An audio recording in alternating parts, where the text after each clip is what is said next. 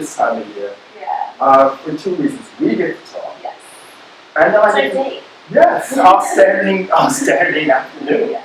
But the other thing I really have to say is the tail of season, I always have a good time.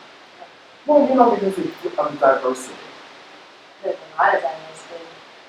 Yeah. I dances within the dance. Yeah, I can go one night and see dance theater, I can see pure abstraction, I can see the things that were done in the 60s as opposed to the 70s.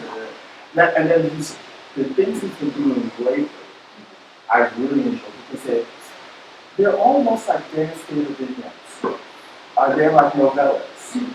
They are kind of like novellas, cute little episodes of Paul, I guess. Yes, exactly. And what he's thinking about at that moment, what he's enjoying, at that moment. So, yeah, they are like cute little novellas. I've never even thought of that, but it's true. Also interesting how his work has fed other people with all the new choreographers we're dancing with this year, and just seeing the lineage happen, and just knowing my own history and the dances that we're doing, and repeats and finding new voices. It's very interesting how all of that just comes together at one time, and then you're like, because it feels like it's the end of the year, basically. It's our grand, finale. Well, it's almost a month, so it's 3 full weeks. 3 full weeks, yeah. And you know what, for me, you open with Esplanade. You usually always open and close with Esplanade. This year we're closing with Weekly Fire, which is nice because everyone will be on stage. Yes. So that'll be a treat. Yeah. And that's one of my favorites. Yeah. It is a favorite for many reasons. I think when you watch it visually, the patterns that you see, all the falling and running, it's very athletic but tender at moments.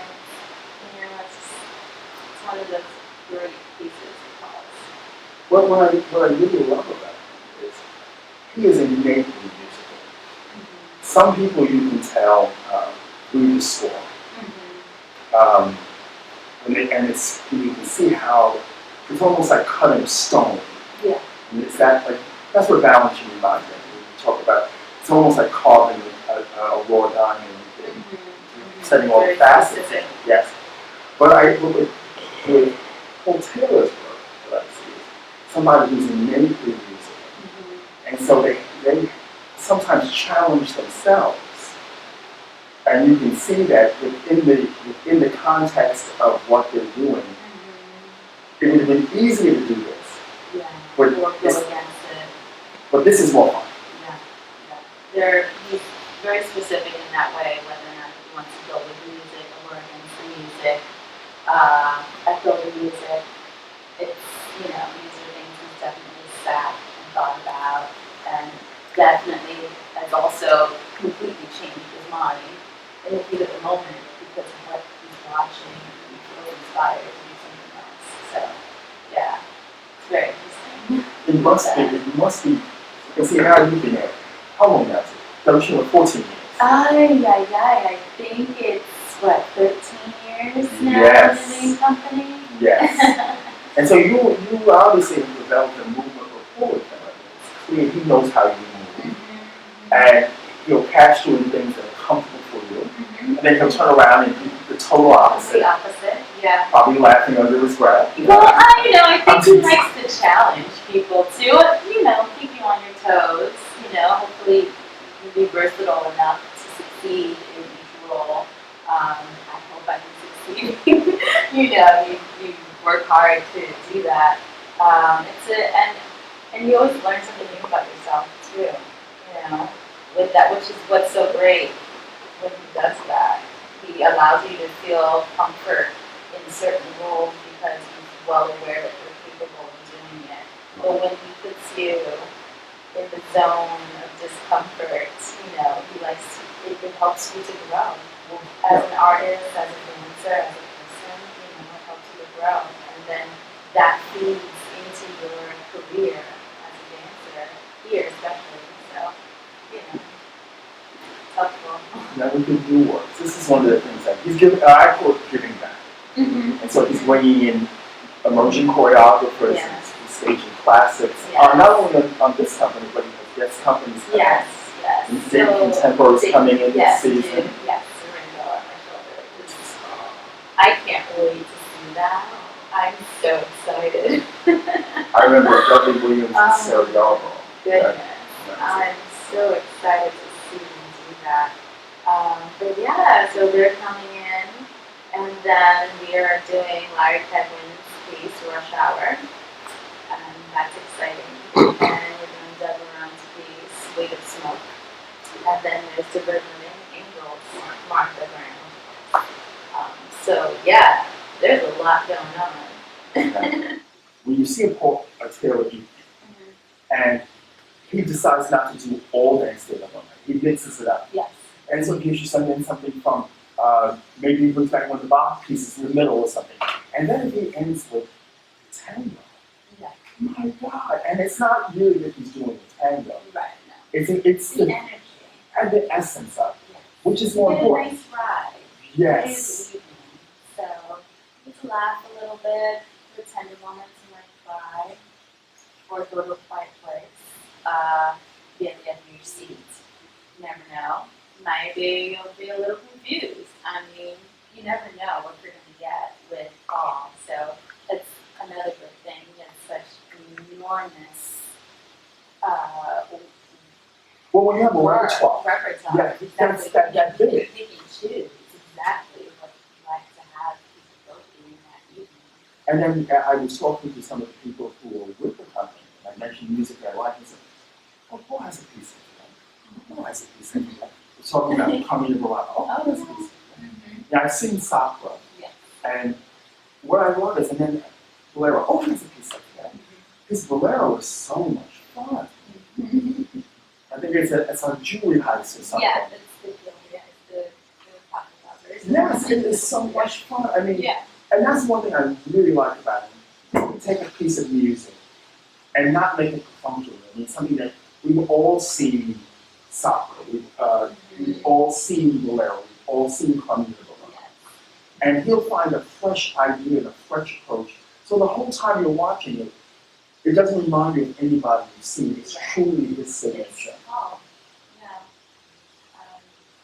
To that note, the way it's interesting how he's influenced other choreographers and the choreographers that we're working with now. Martha influencing Paul, and Paul being influenced by the world and everything that he sees. And now here we are working with Larry Keglin, who has been influenced by Paul, by Martha, by everyone that he's worked with. And I believe Larry also worked with Doug at one moment in time. So it's this such a connection with each choreographer that's coming into play right now. So when you see Rush Hour, you're going to see Taylor dancers, but with another voice. They're all like choreographed cousins.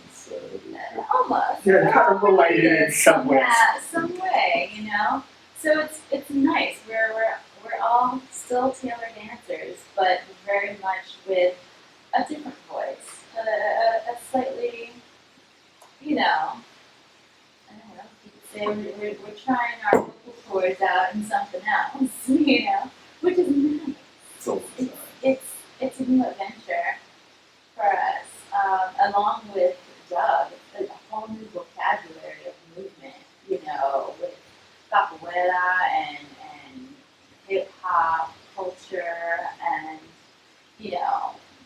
modern dance in general, just outside of the Taylor world. And it's funny, it's a reminder to us all, that's right, you can do that too, because we get the blinders on Taylor all the time. But what brought us to Taylor, or what Mr. Taylor has brought out of us are those special characteristics each dancer has that has brought our characteristics that we've brought to the table, as individuals. And that,